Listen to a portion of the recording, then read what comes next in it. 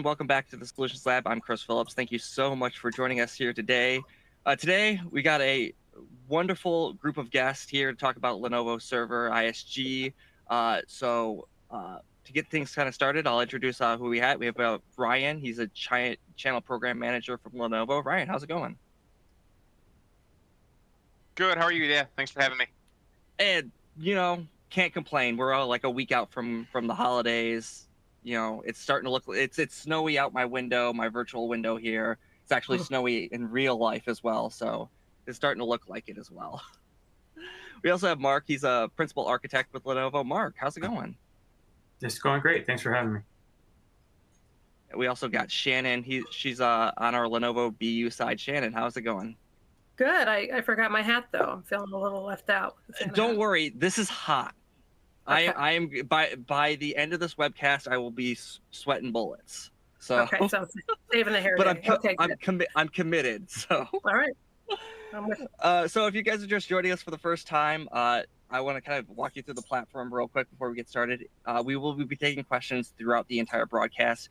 If you have any questions, you can ask them in the window I'm highlighting on your screen. If you have any comments or whatever, also feel free to put them in the questions window as well. Like I said, we will be reading them throughout the broadcast. We'll be bringing them up as they come up in conversation. If we don't have a chance to get through them during the conversation, we will get to them, of course, at the end. But without further ado, I believe, Shannon, you're going to get started. So we'll kick it over to you and get to learning. Awesome. Thanks, Chris. Appreciate it. So hi, everybody. Thanks for joining us on this December. I know it's a busy month. We appreciate it. I have the pleasure of kicking off a little bit about D&H. I am Shannon Saksaka with D&H, and I'm a BDM on the Lenovo ISG line. So Built for Growth, if you've joined us for events or if you've been on other webinars, that's our tagline. BFG, also Built for Generations and Built for Giving, all of what we are very much committed to at D&H. So I'd like to kick off with a poll question with the group that we have. So, oops, bear with me just a sec. So from your vantage point, we have a handful of folks here. We'd love to know how long you've been a D&H partner, either your organization or if you're just representing yourself, obviously. We would love to know. Less than a year, 1 to 4, 5 to 9, or 10 plus years.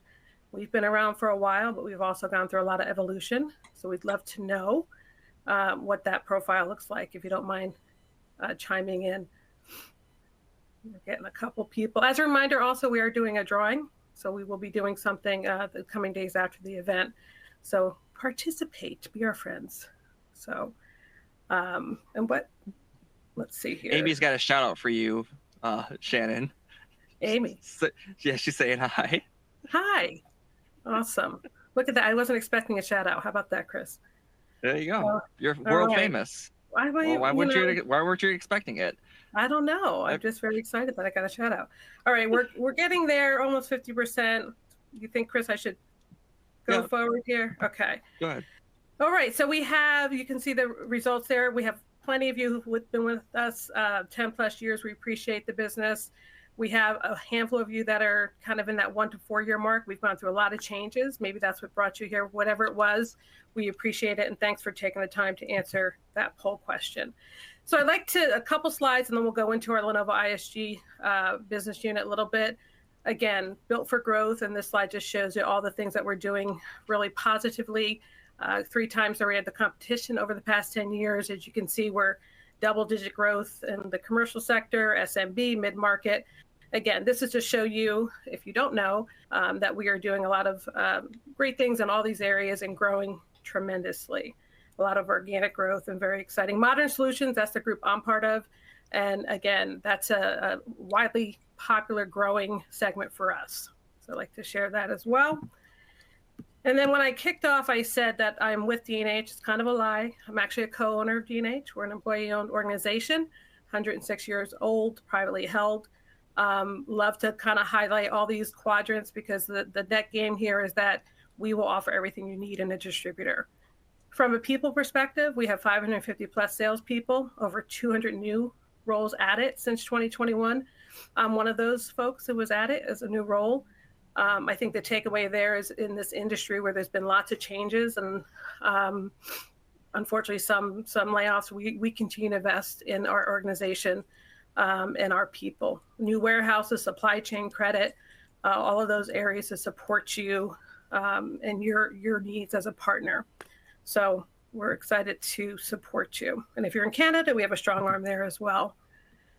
I'd like to highlight our Lenovo 360 or One Lenovo Motion. Many of you probably work with us today on the IDG side, so the device side.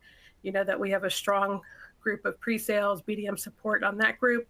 Obviously the laptops, all the things that you're seeing. And then ISG, the server solutions space. So we'll talk a little more about our practice in that area. But we really just want you to know that we have a complete Lenovo 360 Motion to support you. So with that, obviously you signed up for this webinar, and I just, spoiler alert, told you that we can sell ISG. But before that, did you know that you could work with D&H for Lenovo's ISG solutions and the portfolio? So if you don't mind chiming in, let your voice be heard, and we'll. Yeah, I'm interested to hear the answers to this because I when I first started on the data center side here at D&H, we had the full portfolio. It did leave us briefly, and then super happy when it came back. So I'm kind of interested to see if the people know. Yeah, we've had a strong 18 months or 19 months. I'm trying to do the math. And even still, we have a lot of work to do to evangelize and let folks know that we can support them on the ISG side. All right, we're going to wait a couple more seconds, and then we'll continue. All right, I'm going to go for it, Chris. I'm going to go forward. All right. All right, so good news, 52% no. But then the opportunity, 47, almost 40% of folks didn't know that we can support you on ISG. So that's exciting, and just a lot of the momentum around the portfolio in general. So I see that result is kind of a win-win, Chris. Mm-hmm. All right, so in terms of our Lenovo ISG team at D&H, you have a dedicated team. The next time you join us for a webinar, if you come to one of our events, you'll see more folks as part of our team. Myself and Jason are two of the BDMs, so we're field-facing, working with your D&H field folks, your sales folks, and coming on site when it makes sense, hosting events, things along those lines.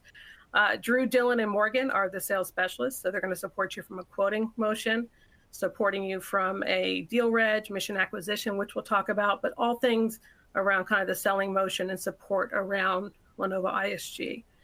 Joel is our technical support. We will be having another Joel coming in here when we kick off the new year, which we desperately need.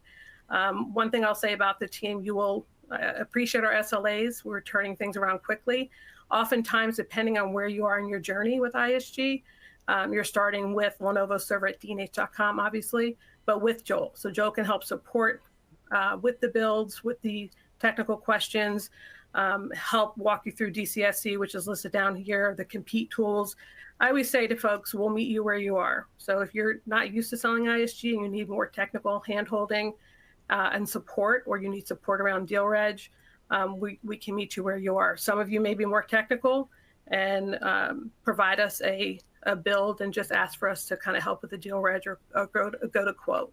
So if you take away anything from this slide, just take away that the best way to reach us is Lenovo server at dnh.com. Best practice is always to include your sales team. But if for some reason you're not sure how to get to us, they can also connect you with us. All right, so I mentioned mission acquisition. So are you currently leveraging Lenovo's mission acquisition program? Obviously that means, do you know about it? Yes or no, we'd love to know. This is also a very interesting one. There's been some changes that were effective July 1st. And if you're not leveraging the program today, it's really a great program to leverage. So I'm not seeing any movement on my poll quest. Oh, there we go. We got a couple people now, Chris, chiming in. And then I'll talk about the program. So I always love to see the results here because I think it is a program that's been tweaked very nicely for the ISG portfolio. And if you're not using it, you'll see why you should be. So let's see, we're getting about 50%. All right, I'm going to pull the trigger. I think that's a good sample. Mm-hmm. All right, so this is always like a want, but then excitement for me because 84% of the folks attending aren't familiar with the program. So we have an opportunity to talk about it. So let's do that. So the mission acquisition, also known as the new customer bonus. So some of you may know about that program. historically very leveraged on the device side, so IDG, but there's been huge investments on the ISG portfolio within this program. So 10% additional effective July 1st. It's upfront. It can be combined with deal reg. What else were the key things?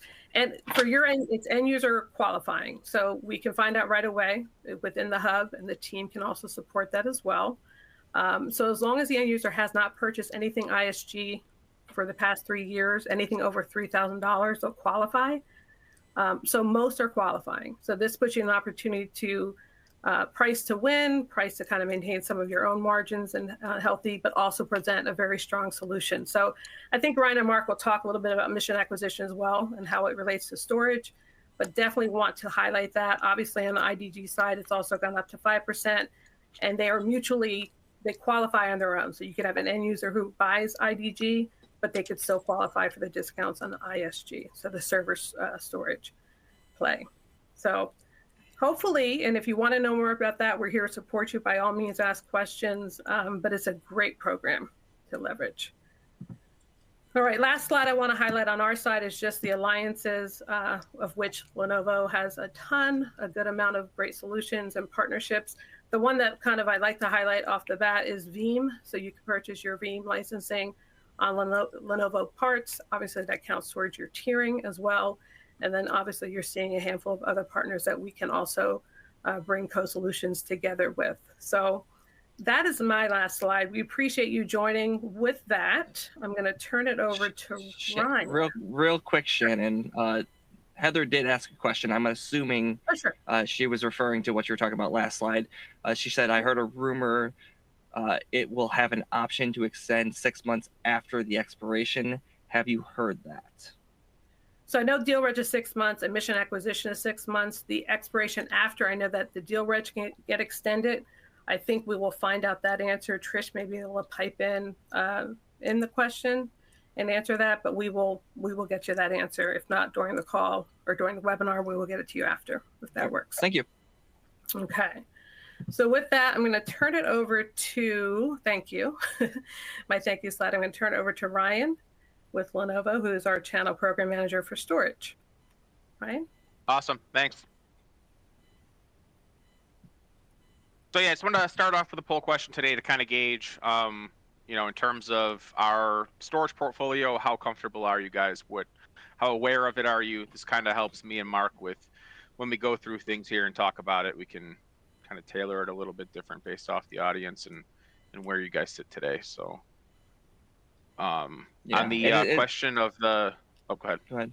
No, go ahead. Answer on the mission acquisition question, I think we will confirm it. I don't know that mission acquisition extends for 6 months. It might if nothing was purchased against it in the initial 6 months. So your deal reg can always be extended or renewed. I think mission acquisition is going to tie to the revenue. I'm assuming that if nothing is purchased in the initial 6 months that you owned it, it can be refreshed. But I'll work to try to confirm that in the background here too.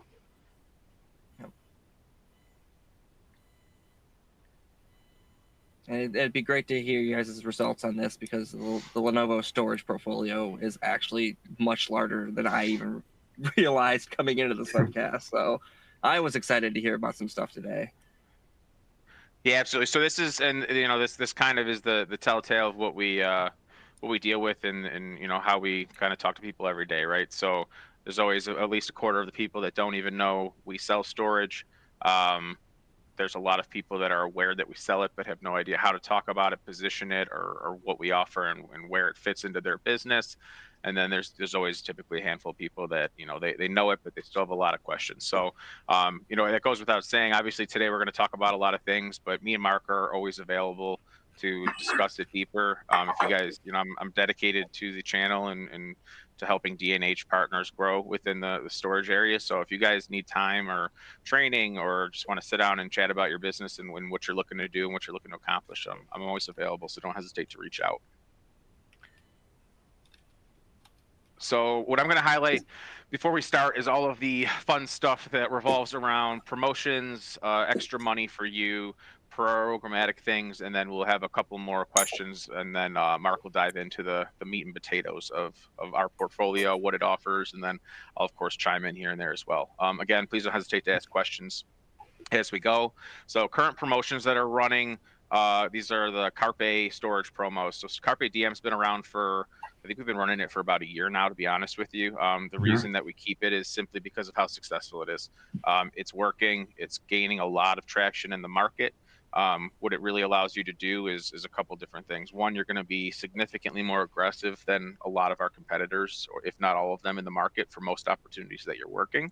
It also really is designed not for you to go in and have to be a lot cheaper than a competitor. It's so that you can make more money selling Lenovo storage solutions, right? So this entire program is not geared towards making our stuff less expensive. It's geared towards making you more profitable so that it makes more sense for you to spend the time learning Lenovo, selling Lenovo, and seeing everything that we have to offer. We also offer fiber channel switch solutions. They're all through Brocade. So just know, I've seen quotes from competitors for fiber channel switching. We're extremely aggressive in the market. There's a ton of margin to be made there. So again, just know that it's available to you. These promotions are any customer, any partner. There's no limitations. Doesn't matter on purchase history or anything like that. The only stipulation is that you need to have a deal registration and that it can't be combined with mission acquisition. What I will say though is if you have the mission acquisition and the new customer bonus that we just discussed, then know that I've programmed everything within LBPE so that if you have mission acquisition, even though that's only 10%, you're going to get 20% or 15% through mission acquisition with the way I programmed the grids and made it all work. So don't feel like you have to split your quotes up and run it in 3 different, quotes, break everything apart to get the best discounts. If you have mission acquisition, you're always going to get the best. If you don't, then you're always going to want to use one of these two if you're quoting these products. Leap dollars. So this is a huge thing for partners. Any tier 2 is eligible for this. There's no limit or cap on the dollars, and all of these rewards are paid for you per unit. So we always have different rewards in the Leap portal around all of our products. There's always different ones on servers and such. The storage, we really kind of ramp up the dollar amount and how much it pays out. This does change quarterly, but I'll tell you for the DG boxes, I've kept those the same for at least 6 months at this point. So again, these are just to highlight the dollar value that pays out per unit to you, and then the real big money grabs right now are the DG 5000 and 7000. And once we get to that a little bit later in the presentation, you'll understand why we put so much money behind those boxes, and why at this point I would say 75 to 80% of the volume has shifted towards being DG units when we're talking about the ONTAP platform. D&H also has some exclusive incentives going on right now for Lenovo storage, between different deal registration, the new customer bonus, things of that nature. Those are all going to be paid as a credit to your account. Shannon, I don't know if there's anything else you wanted to highlight on that. Nope, but you covered everything.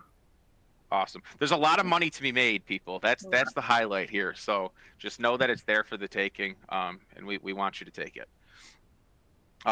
We already talked about this, so I won't go too deep into it again. Again, it's 10% off of everything ISG for mission acquisition customers. And I would say with fairly good confidence, the majority of the customers you're talking to are probably going to qualify for this program. So again, it's 10% to allow you to meet stricter budgets that people have, allow you to be more profitable, more margin, allow you to break in to accounts that you struggled breaking into in the past. I mean, it can really be used however you want it to be used. Again, it's there for you. It's more margin, more discount for the taking so that you can help break into new business with us, and then we can assist you obviously as well. And then this is just a quick highlight on the DG flyer that we've had out for quite some time, and we'll make sure everybody gets a copy of this deck, and I have the flyer that I can attach as well. But this is just to highlight kind of a prime reason of why this box is taking over the space for us right now. It's a all-flash QLC NVMe system with every feature that you could possibly want, which we'll talk about later, and a 72 terabyte usable solution starts at only $75,000. So once you see the amount that goes into it and what it comes with, I actually think that price might be a little high. I got to go look. I think it's more towards the 55 for the 72 terabytes, but I'll confirm that. But yeah, just know that it's there. these are really taking over. And again, we'll explain why. I don't want to take away Mark's thunder for later. And then just one more poll question before I flip it over to Mark. Kind of just looking to gauge where you guys are in terms of your storage focus as a business, right? Are you superly actively selling Lenovo? Are you doing it with other vendors? Do you not have a storage practice but want to and need help and support in how to go about it and how to start? So I'll just leave this up for a few seconds here so we can kind of gauge where you're at.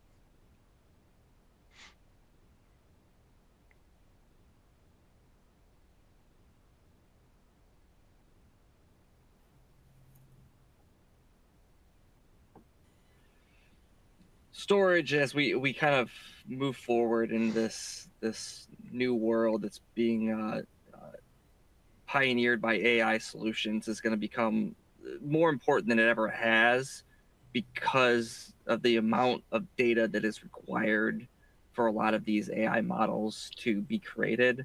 So, right now we're at very cookie cutter AI levels. At some point here, we're going to get to very specialized AI models. Specialized AI models that are based on your company's data. Well, in order to do that, you need a lot of storage, you need a lot of data. So whereas kind of like we saw this shift to cloud backups and things of that nature, and the on-prem was less important, on-prem data storage is going to be hugely important for the next 5-10 years as we start to build out these solutions. Yeah, absolutely. No, you couldn't be more correct. I mean, it's not only is it exploding in terms of the amount of data that's being created, it's the data has to be clean and usable. Yep. And it can't just be stuff that you've thrown on a box over the last 10 years and say go make something of this, right? And the biggest thing around AI right now is it's obviously a hot topic, everyone's talking about it, but you're probably not ready, but in a few years you will be. So the real thing to highlight to customers is make the purchase you're making now be kind of protected or smart in the sense that you're AI ready with like a DG, right? You buy a DG box today, even if you're not ready to deploy whatever it is you're going to do within your business with AI, that box can handle it, it'll do it, and it has everything you need to do it.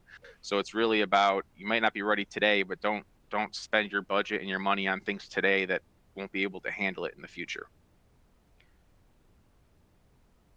And the responses here are pretty good. Again, for the people that don't sell storage or don't sell storage but want to, I'd really like to kind of meet up with you one-on-one and have some conversations and understand how I can help. It's what I do all day, every day. We've helped a lot of people build storage practices or get into the storage space. There's a lot of easy ways to go about it to kind of dip your toes in, and you don't have to be a storage expert by any means to be able to engage in this. And if you're not selling storage to your customer, somebody else is. I mean, that's the simple fact of it. So just know that there's help available to you. If there's no questions at the moment, I'll toss it over to Mark to start on his portion. I appreciate it. Sounds good. Thanks. And like Ryan was saying, if storage isn't your expertise today, or if it's definitely something that you want to get into, then this is something that he and I do all the time.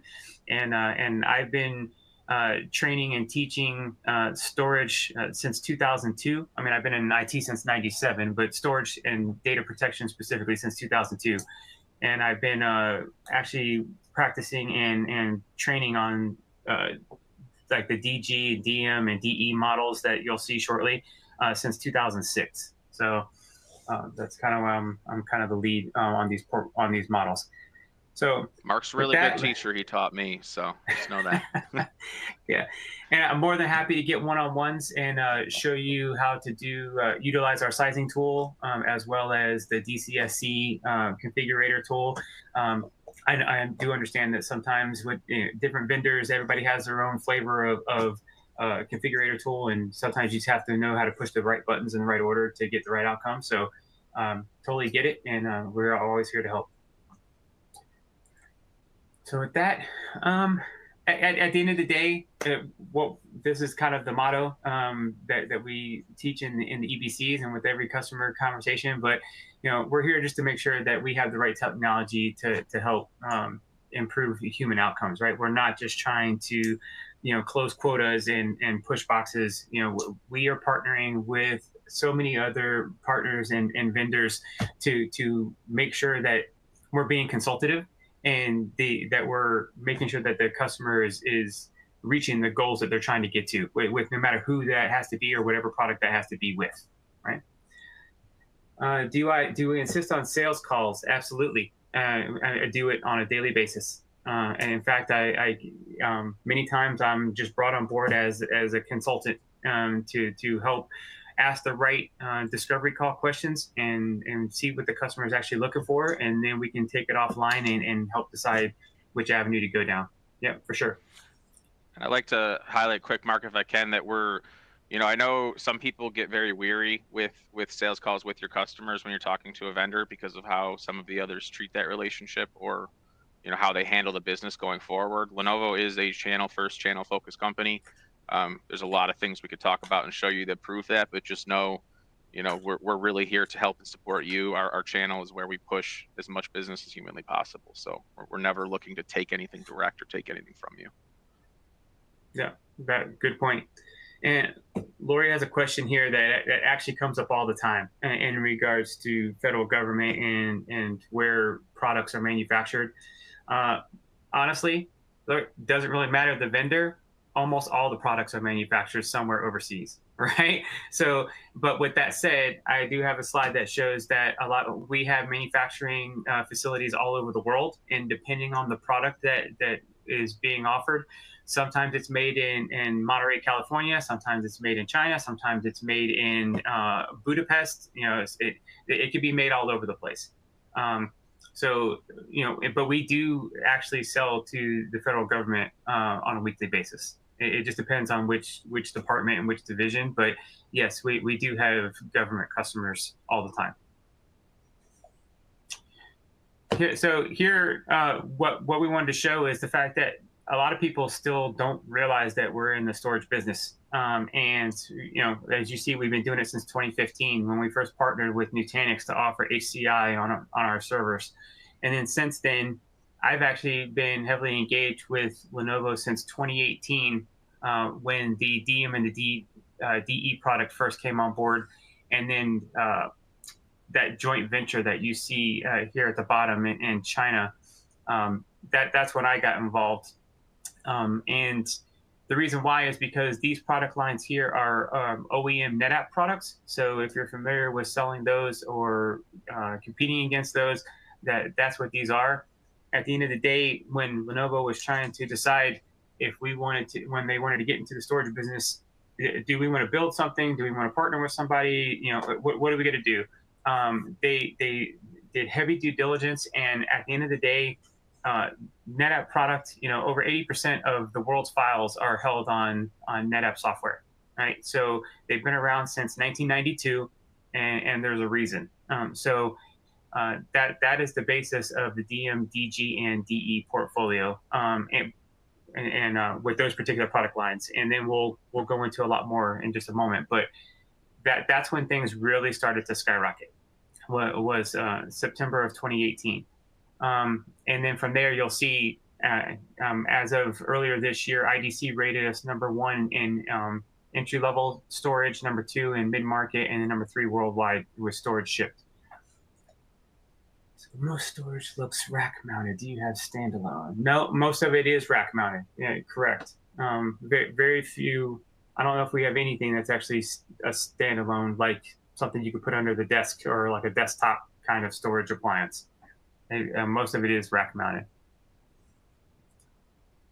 All right, let's go on to the next one. Here just shows the growth that I was talking about. And this has really shown that it's not like we didn't have one quarter that went well and everything else fell off the cliff. It has been gradual quarter after quarter, year after year growth. The more people find out about what we can offer and how we can assist with customers' environments, the more the business is taken off. So it's definitely something that could help everybody else here on the phone. Here's the slide I was telling you about, Lori, about where we can manufacture facilities and where our research centers are. So we are dual headquartered. I am actually here in Raleigh, North Carolina, where the second or the U.S. headquarter is, and then the other one is in China. So we do have dual headquarters there, and you see where all the manufacturing is in the purple. So our storage, the bulk of the storage that we're going to talk about today, actually comes from the Budapest center, and it's not built in China. So we purchase all of our parts from all the different manufacturers, disk manufacturers, et cetera, and then we assemble all the pieces, lay down the software, and then ship it out to the customer. But we also do have our own in-house manufacturing, motherboard facilities, et cetera. So that's one thing that is different with us compared to other vendors that might also build servers and storage, is that a lot of that time it's outsourced to other big OEM manufacturers versus we actually make ours in-house. We design ours in-house, we make ours in-house, and then we ship it out to the customer.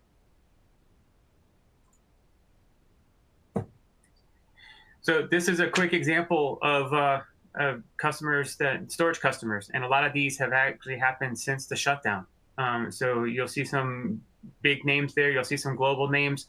And at the end of the day, these are already customers that are already buying IDG related products as well as servers. And then when they found out that what we could actually do in the data center, everything since it's just exploded from there. So a lot of growth, not only in production storage, but also data protection, ransomware protection, and just backups in general, hybrid cloud offerings. We definitely have the portfolio to help out any customer, as small as from a local dentist office all the way up to a global provider. Ryan was mentioning earlier about data and how important it is for AI initiatives. That's what these next two slides are really just trying to highlight, is the fact that he's right. A lot of customers seem to have the misconception that they can take a bunch of GPUs and just point it to 20-year-old data and magic's going to happen in their environment, and that's absolutely not the case. We have to look at the data that they have existing, and then we have to clean the data, and then from there we can try to write language models to extract value from said data. But at the end of the day, data is the most important part, and you actually need quite a bit of storage to train these models. And here's the example of that. The average model to train it takes a lot of storage, and it doubles every 3 to 10 months. So just keep that in mind. It's one of those things that once you kind of get it into the environment, it's going to continue to grow. So with that, for those that aren't used to having storage conversations, it's not really that hard to have this kind of conversation. At the end of the day, there's some basic parameters that we need to understand to get the customer's environment sized correctly. The main thing is that it's not like just changing a different word application that you're using or something like that. It's when we change storage appliances on the back end, and that's actually holding all the company valuable data. It really is kind of like moving house, right? So it's not something that happens within a week. These are usually 6 months to a year kind of sales cycles. They can be, because even if I sold it today and got it shipped and installed in 30 days, it could still take up to a year to transfer that data, right? And so and move over to the new hardware. So we want to make sure that we're doing it right, and we're being prescriptive and asking the right questions and helping the customer adjust their workflows to the new environment that we're talking about. But these are some of the basic questions that we ask. It's really, how many data centers do you have? Do you have remote data centers? Are you replicating? How many copies of backups do you need? Because all that matters, right? And networking also plays a huge part in data as well, in data storage. Because everybody talks about going to the cloud and hybrid cloud, and then only to find out that they're trying to do all this over a Spectrum or Cox internet link, and from your house, and that just doesn't work, right? So without making sure that the plumbing is correct from the get-go, some of it's just not going to work. So we want to make sure we don't get those hiccups, and we're more than happy to get on a discovery call with you and a customer and make sure that we're asking these proper kind of questions. And with that, this brings a very valuable topic that we're having on a weekly basis, if not a daily basis. So here, if we can answer this question, and I'm really looking forward to the replies here from those that are talking storage with your customers. With the Broadcom acquisition of VMware, we knew it was coming for like the last 2 years, and now that it's happened, and some customers are actually looking. But when I see the results here, I'll let you know what we're hearing from customers. Mark, there's a question in the chat too. Rodney had asked, what's the most popular storage solution for the SMB market? I would say, I mean, it depends on what they're doing, right? There's not one size fits all, right? So it's, you know, if you're looking at DE from a block level, I would say the DE 4000 is going to be the go-to. When you get into ONTAP and all the features and all the cool stuff we'll talk about later, it's extremely flexible. There's really no one size fits all. It depends on what kind of performance they're looking for, what's important to them, and you know what kind of goals they have for the future. Mm-hmm. That answer is really kind of like application and workload specific, right? There isn't a solid. I'd say the overall solution might just be one of the DMDG ONTAP offerings at this time, and that's really because they're a unified solution that can run all protocols, including S3 native. And if there was any kind of hot topic right now, it's virtualization, which we're polling on right now, and it's S3, and I can handle both those with a single appliance. So with that, can we see the results of the poll? Yeah, just press next and it'll take you right to it. Oh, there we go. All right, look at that. Continue optimize. Yep, optimize and keep some of it.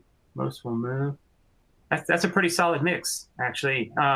What we're seeing is that a lot of the, I would say a good 90% of the customers that we're speaking to right now are really just deciding to adjust their IT budgets and pay the piper and stay on VMware.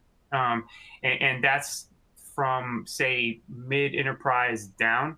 Higher enterprise and globals are actually looking into other alternatives because they can afford to hire the resources to look at other resources and virtualization environments.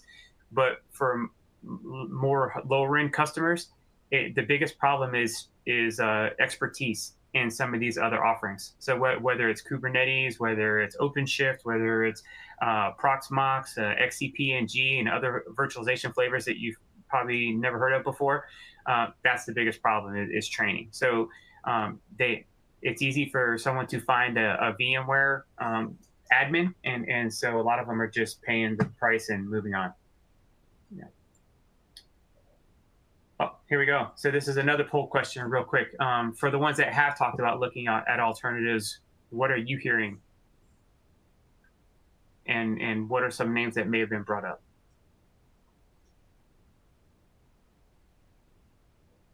If we can answer this one real quick and we'll move forward. I did mention some of the ones that I've been having conversations with. For those that have never heard of them before, the D option, the KVM variants, Proxmox and XCP-ng, they've actually been around for quite a while. So I'd say 10 plus years, but they're not too many people have heard of them. Proxmox is more prevalent in the US, and XCP-ng over in EMEA. But they're both KVM variants. In fact, it might be worth. Go ahead. Sorry.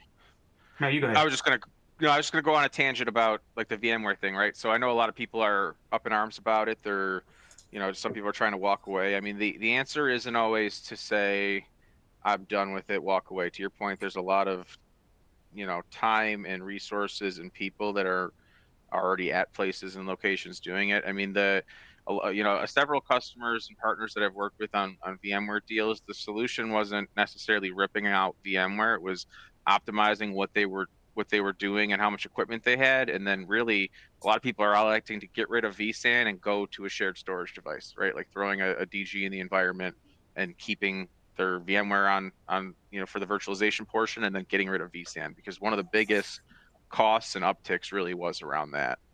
Mm-hmm.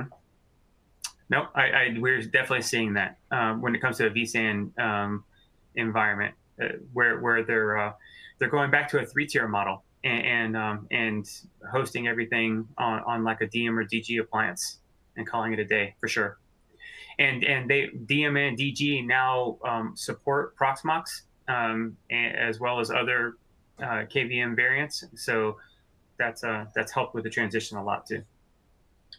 These results are common. These are definitely some of the responses that I'm seeing on a weekly basis. All right, good deal. And we can help out with all of those, by the way. And here's an example of that, right? So we mentioned that, we partner with so many people to try to make sure that we're doing right by the customer in every different tier, different use case.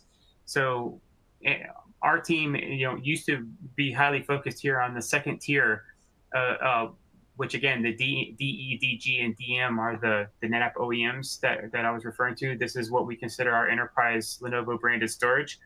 And then as well as networking and tape. Right today with ransomware, as prevalent as it is, tape is absolutely not dead. And it's a big conversation customers are having about doing air-gapped physical tape archivals, because that's the first place that bad actors are looking for. Is they're deleting your backups first and then messing with your production data, so you have no recourse but to pay a ransom. So keeping that in mind, moving forward to HCI, our team now can help you with Nutanix, Microsoft Azure on Azure Local, or VMware vSAN. And then if you get customers that are looking into the AI modeling or just need high-speed NAS deployments, we have partnerships with like Weka, for example, that if you've ever seen a demo or a video of the Sphere in Vegas, as magical as those video presentations look, they're actually running on Weka, right? With large S3 backups, if a customer is looking for something like that, the S3 is the backup target of choice these days. So Cloudian is a perfect option for that, and as well as AI ML workloads, DDN by far is the lead for those kind of applications and those workloads.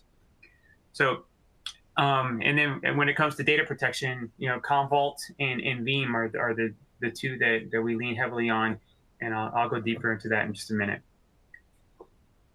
But at the end of the day, there's really nothing that your customer is doing in their environment that we don't have an answer for and can assist with.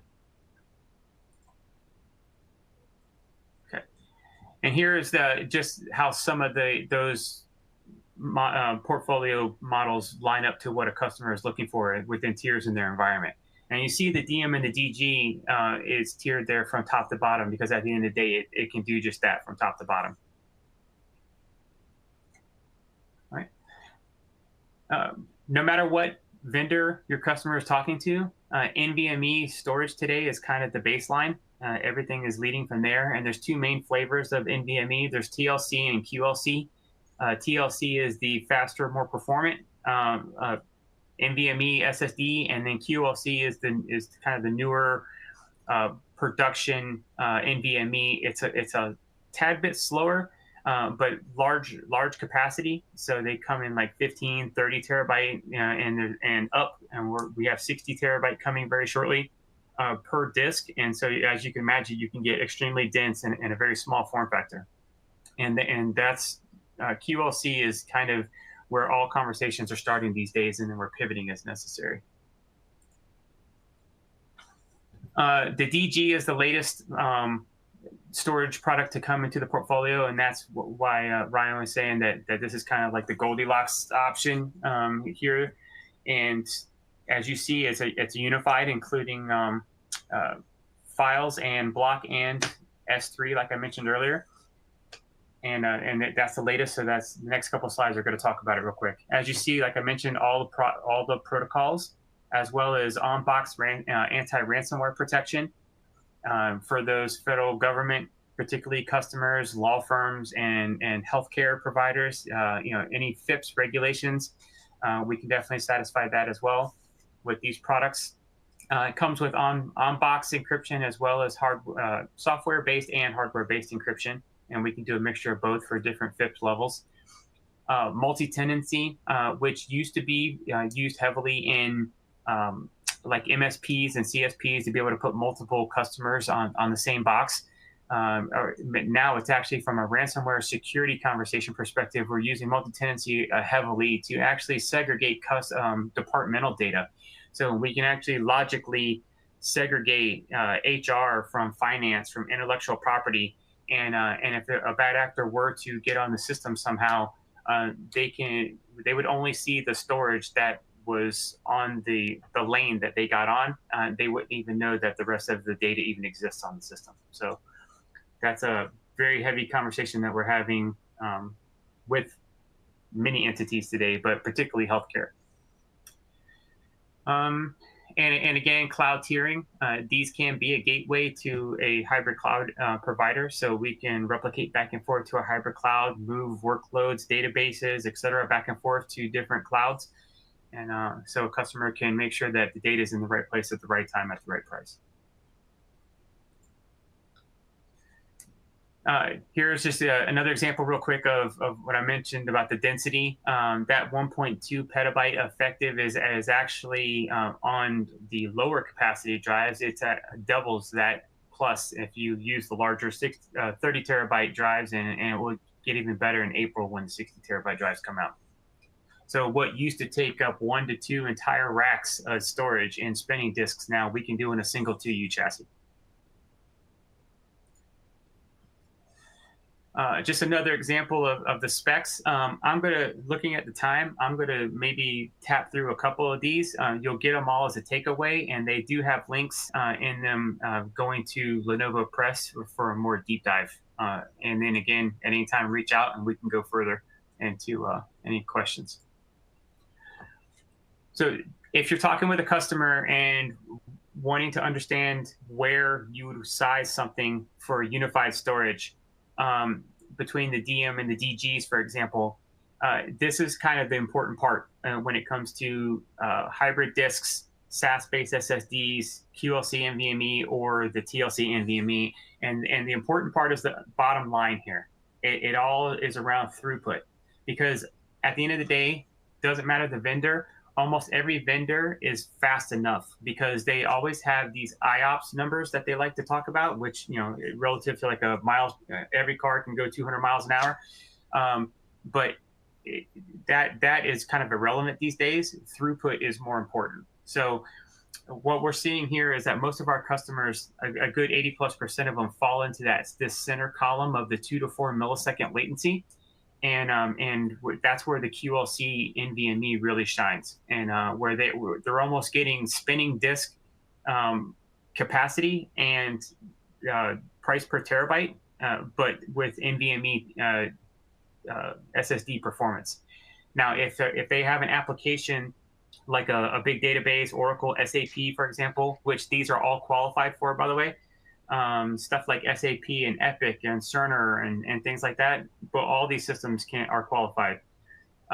If they need something that's sub-millisecond, then we pivot to the right and look at those options. And if they have something that is more lower latency, like simple files or video storage or things of that nature, then we can pivot to the left and look at hybrid arrays and do a mixture of SSDs or just spinning disks. And the great thing about these offerings is that you can actually mix and match them into a cluster. You can join them together, and I can take a NVMe system, join it to a hybrid system, and actually create a tiering model that will tier cold blocks from all flash to hybrid. And it's a very popular model these days.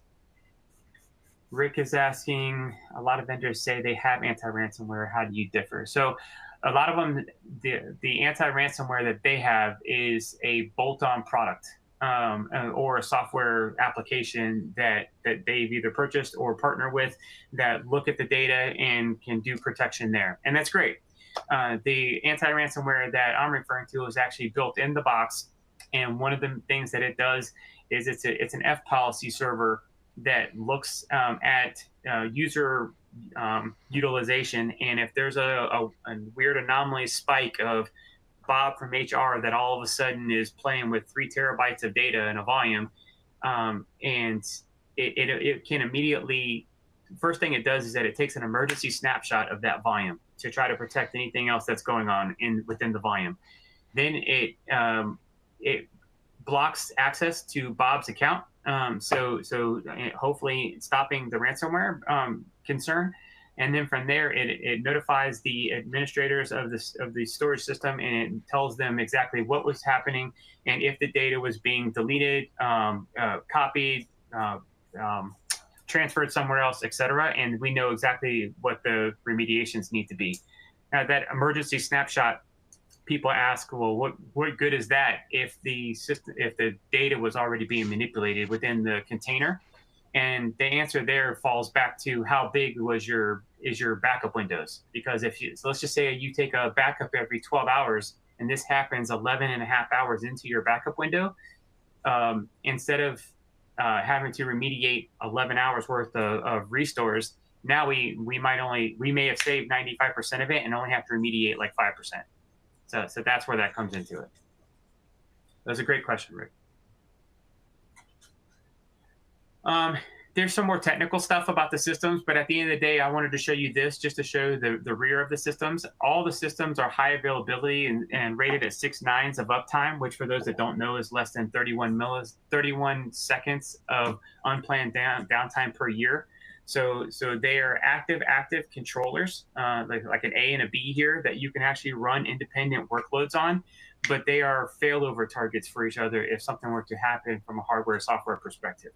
So everything, like all workloads could swing from one side to the other, and everything will stay online and users and applications won't know the difference, as well as redundant power supplies for each controller. So when we sell these and cable everything up, everything is high availability, from the controllers to the power supplies to the shelf modules to the cabling.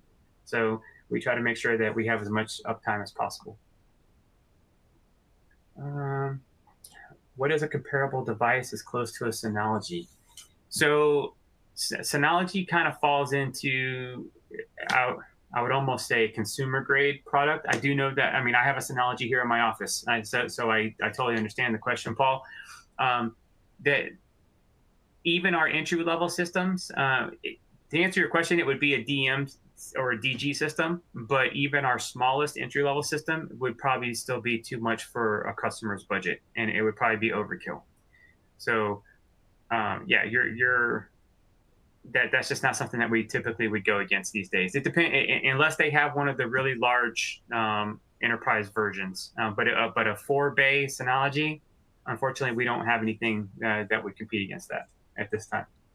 Yeah, I'll agree with that on the 4-bay one. Sometimes when you get into the larger ones, most of the Synology conversations that I have, it comes down to performance. Like people bought a Synology, thought it was going to, it was great because it was cheap and it did what they needed to do for a year, and then now they're reaching a point where it is just completely overwhelmed. It can't handle what they need it to handle, and they need something that can.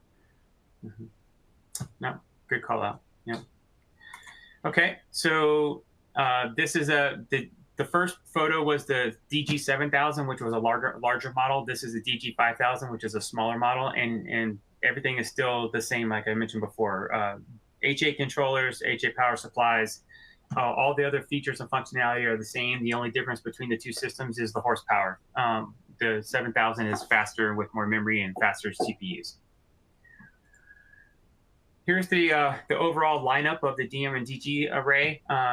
Like I mentioned, this 3010 that 3010 is our is our entry-level system, and again, that would be a little too much to replace this analogy, but these slides must be timed. That's weird. Okay, so there it is, going all the way up to the DM7100, which are TLC and VMEs. This is what the GUI looks like, since the slideshow wants to show you so bad. So as you can see, it's very simple and very intuitive for the customer. Very quickly, when they log in, they get to see the health of the system. If there was any anomalies, it would be showing right here on the left. They get to see what the network environment looks like, their capacity utilization. If they're tearing off to a cloud, it would show them here, and then the performance. So there's not very many. Their day-to-day workloads, once a customer is trained on these systems, which we do during initial professional service installation, there's really only a couple buttons on a day-to-day operation that they would utilize. Let's see how to set up a DG. So you can give us a call and get us engaged, and we'll show you how to do that. And there are actual installation scripts. We have actual Ansible playbooks that can help set this stuff up for you. You kind of fill out the parameters ahead of time, run the script, and it can do it. Or we can do it for you and train your guys on, which is what typically happens. If you've never done one of these before, what we'll do is our RPS can come on site with your PS guys, and then we can do almost a hands-on training on the fly. So it's kind of that simple. Let's see, next.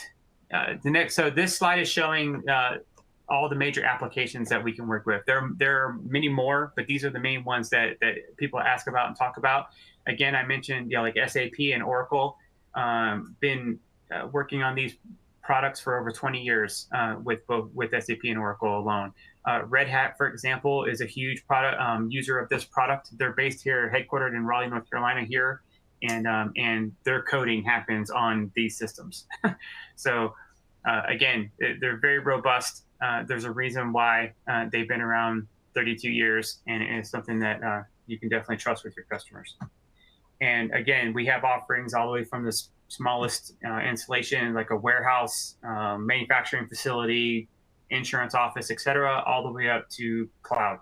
So you can actually run these instances in the cloud and then replicate back and forth between them.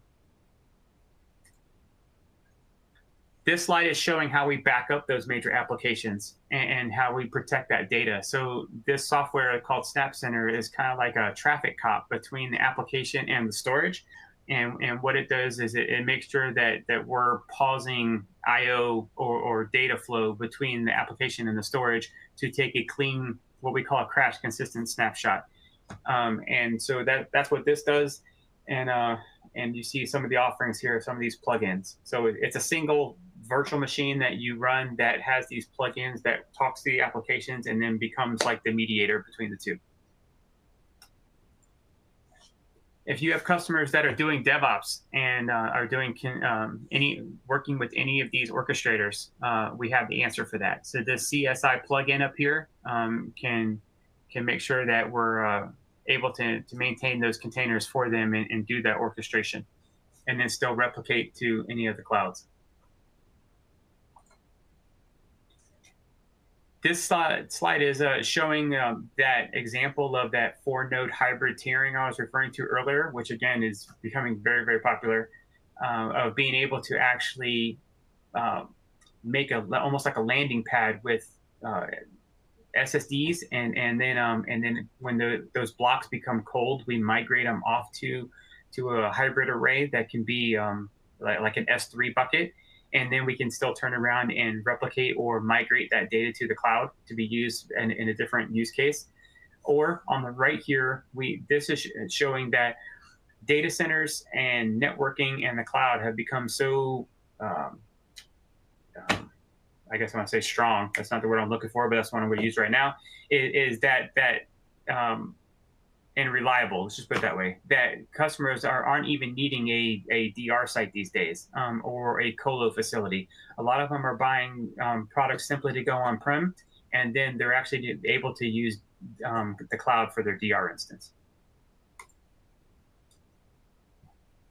Here's a quick example of that anti-ransomware I was telling you about earlier. I basically read off this slide. about the emergency snapshot, the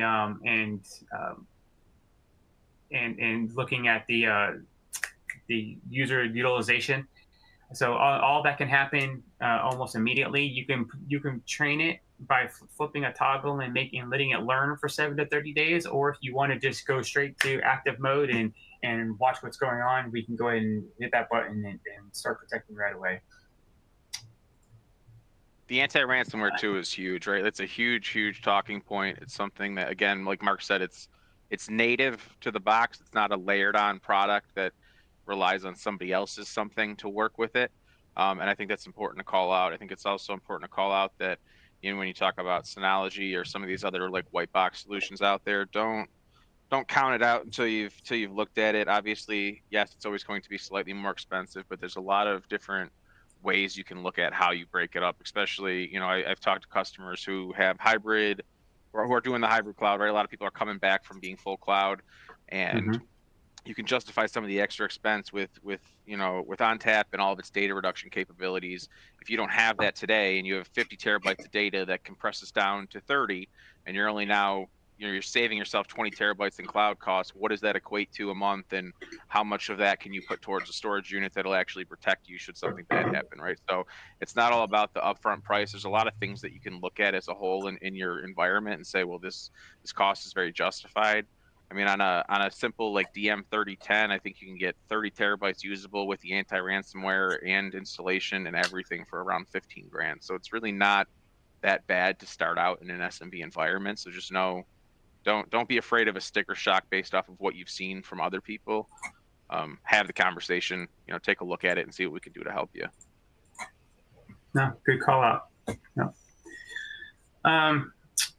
Another thing that was recently added to the box to help against anti-ransomware and bad actors and ransomware in general is multi-admin verification deletes.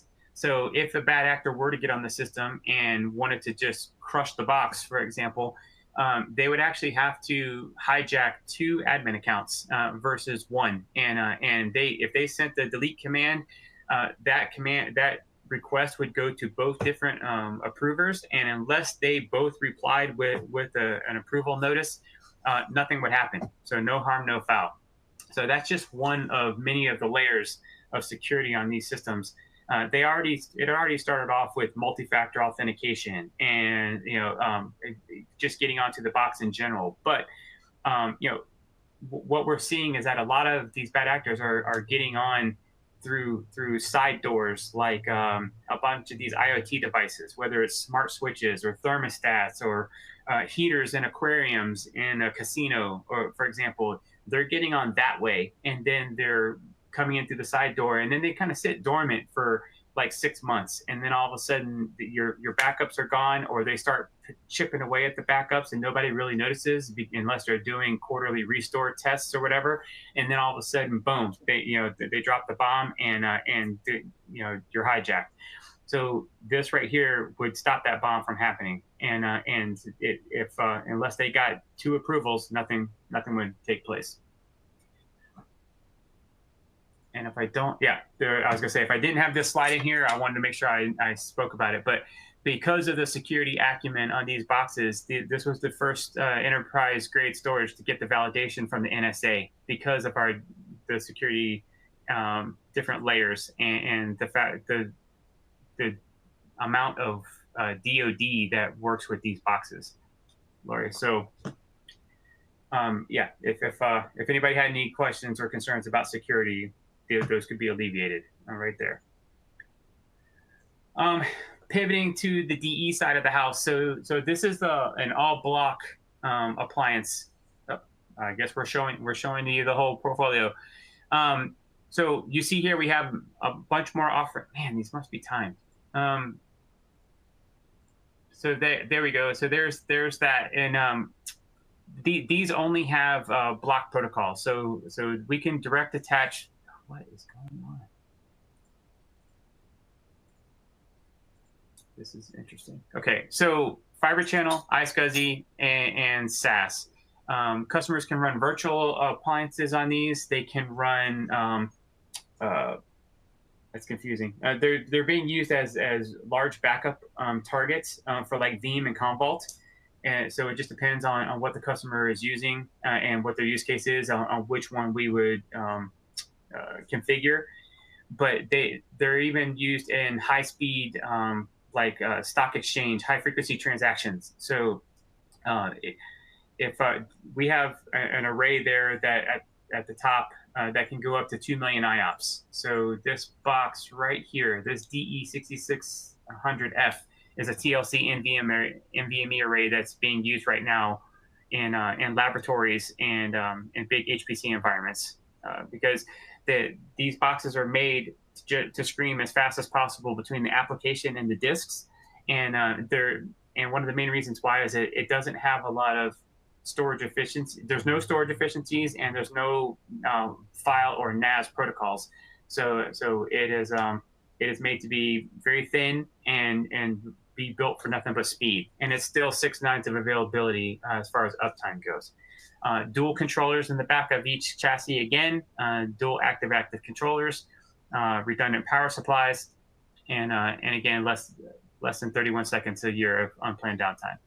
And so if a customer is potentially on like a limited budget and just wants to run virtual machines or a dedicated workload, and they're running block, with, like iSCSI, or they want to do like a direct attached SAS kind of environment, like Ryan mentioned earlier, like a DE4000H is kind of where a good starting point.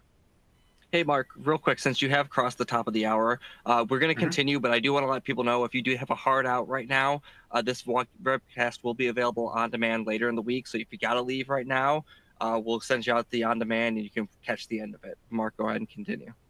No worries. I'm going to wrap up then as quick as possible. So this is just showing that we can help out with fiber channel switches. And we recently just added iSCSI switches as well. So if a customer is needing that, we can help there also. And let's see what else. Okay. I mentioned earlier about high-speed NAS or S3 storage with Cloudian.